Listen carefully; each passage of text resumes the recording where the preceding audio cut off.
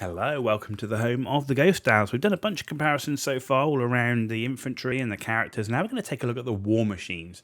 The war machines for the dwarves, you've got cannons and organ guns, but, what separates them, what makes them different. So we're really going to delve into ranges and kind of how they work and kind of what roles they fulfill and the value of them and so on. So let's take a look at the war machine comparison. So back to our table, but a little bit different this time. We haven't got all the stats on there because they're not really that useful. What we've got is all about the weapon itself, because that's really what it's about.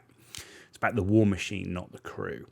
So we've got the bolt thrower in there. That's got a 48-inch range. So that's a pretty good range. You say that it's not the best. The best is the grudge thrower that goes up to 60. But 48 inches is still pretty decent and matches along with the cannon.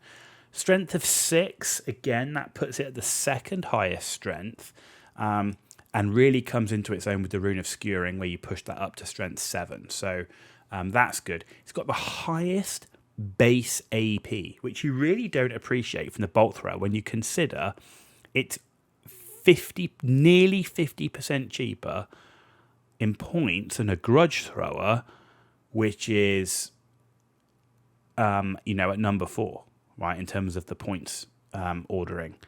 So it's nearly 50% cheaper than a grudge thrower, and it has an AP of -3 as base. Now the issue then comes to how many models you're actually gonna impact with it, and that's really the downside, right? You've got multiple wounds 2, okay, so you're doing 2 wounds a time, but through and through is basically how many ranks you're going to pierce. So that's really why the bolt thrower comes in cheap, right? Is because it's you're not doing tons of wounds because the multiple wounds are only 2, and it's how many ranks can you pierce. But the AP -3, is pretty nice. Give that the Rune of Skewering. You're going to take that to say strength 7, no armor save allowed for that, so that AP -3 then even goes out the window, right? So the bolt thrower pretty nice for the points, and that's what makes it. And I think I've said that in the individual look at it, which was the points is what makes that weapon. The grudge thrower has the biggest range. You can't rely on the high strength and AP, but if you do get a direct hit, that's a strength 8. That's basically a cannon shot, right? But a cannon shot with an additional AP on it as well, which is really nice. You got bombardment with the indirect fire, so that's a really specific role using a 3-inch template. You get multiple wounds D3 +1 on that direct hit on the whole as well. So if you're lucky to get a direct hit, that's great. Most of the time you're going to be scattering, right? So you're going to have to what you're really relying on is the strength 4 AP -1. But the indirect fire really helps on that, as in you're going to be able to reach out and touch more targets despite the terrain on the board, which I think is good. With that 60-inch range, that could put you in range of enemy war machines, units that are trying to keep themselves safe. You're going to be able to at least, put some threat on them, which is nice. You never know, you might chip a few wounds. The template's good, a 3-inch template, as we said, it can hit 16 models if they're in enough ranks. 4 of them automatically. The others will be obviously touched by it, so you'll have to roll to get them under. But I like the grudge thrower, and I think here you can see that it's pretty reasonable. It's such a specific role, and that's what I like about the dwarf war machines. A lot of them have quite key specific roles. The cannon there, 48 inches, great range, strength 8 makes it the highest strength weapon in the inventory. This is really the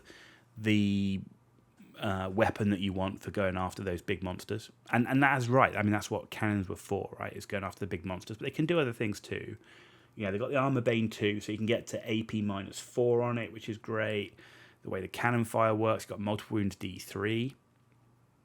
The issue then comes down to single shot.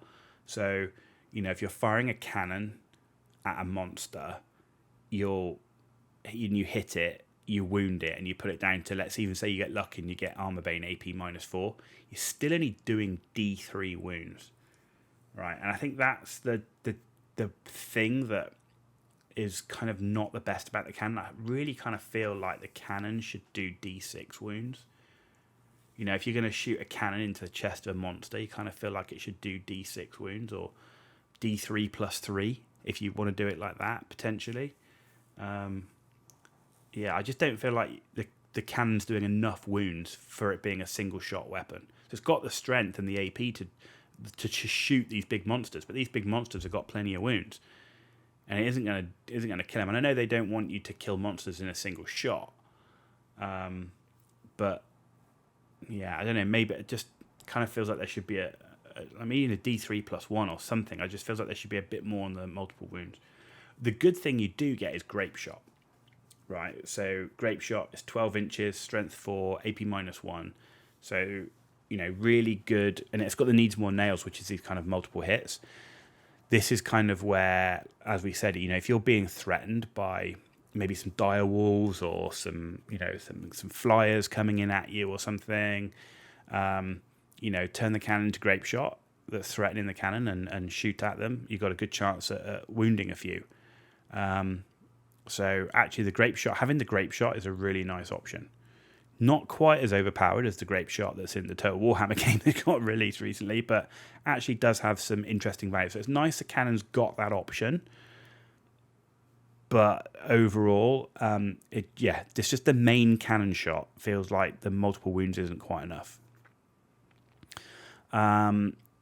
Especially given that if you think the average would be 2, which would make it the same as a bolt thrower. So it's basically a bolt thrower with more strength and less AP. Doesn't feel right. Organ gun. As I said, I really like these guys. The range obviously is right down there. It's the second worst of the ranges. Strength is down there as well. But when you think about what it's really after here, this is really after multiple shots. So lots of shots going into infantry units or cavalry units. The strength is nice. It's going to deal with most of those type of targets. The AP, a little bit low, really. But -1 still okay. I mean, there's not huge amounts of AP in the game. It's just kind of the game's different a little bit. But it is second most expensive on points. But it's just that multi-barreled, right? You're rolling 2 artillery dice to determine number of shots. The organ gun comes into its own when you've got that engineer to make sure that you're re-rolling those misfires. And that's the thing. So I like the organ gun. I really like the organ gun. The flame cannon's the one that you look at it here and you go, it's 12 inches. Right, it's a war machine. You've got to deploy this thing really far forwards to get value from it. You're using the flame template, which is kind of this long teardrop template, which over, maybe you can hit multiple units with it if you're lucky. But if you've got one of these on the table, your opponent should be aware of that. It's probably not going to be stacking units behind each other. So you've got these units now with only 2 or 3 ranks. So how many models are you really going to get from it? And with being strength 5, AP -1, you look at it and go, I think I'd rather take the organ gun, and the flame cannon's the most expensive in terms of points. And I'm sure there are people out there that love the flame cannon. I just think it's, on average, the value you get from it, how difficult it could be to use to make sure you get the right shot with the template and how that works. I think I'd still rather take the organ gun. The organ gun also having that ability to get to Armor Bane 2. So you could get to AP -3 on it. So yeah, I mean for the basically you're losing flaming attacks. So overall, I like the organ gun. I like what the bolt thrower can do with the Rune of Skewering, but it's limited to how lucky you get on the through and through. The grudge thrower is solid. It's got a really nice roll. The cannon's the one that kind of sticks out as being not having enough multiple wounds for me. And the flame cannon kind of not doing enough for such a short range and for the points. And there you go. That brings us to the end of the War Machine comparison. We've actually now come to the end of all the comparisons. So next up, we're going to do going to be 2 episodes where we're going to go through 2 sample army lists. So tune back in for those. If you like this video, though, give it a thumbs up. If you didn't, give it a thumbs down. Let me know what you think in the comments down below. As always, if you want to see more content, hit that subscribe button. It's free for you to do. It's a big deal for me, so thank you for that in advance. And thank you to those that have already subscribed. You've been watching The Ghost Owl, and I'll see you all very, very soon.